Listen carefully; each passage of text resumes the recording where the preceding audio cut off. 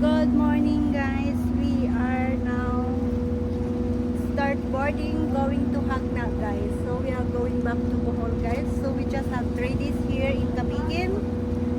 And then we going back to Hagna. Alright. So Camiguin is very beautiful also guys. Come and visit here in Camiguin. Kasi maganda. Tsaka mura lang yung mga ano dito guys. So we starting to board now going to Hagna.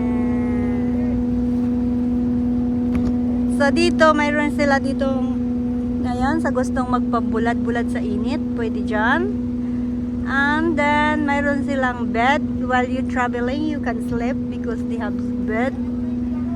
So this is beautiful. Alright. Ang ganda. And then nandun yung mga ano ready to rescue. Oh, napalikuran ng diring napita oh. Wow. Pwede makalingkod din eh.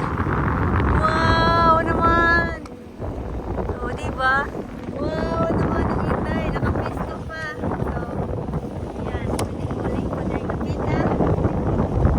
Ayun, pwede rin magtawag yun. So, sitting here beside while we are traveling like that. Yun, sila si Dodong ready to working. Ay, ang linaw ng ay, linaw ang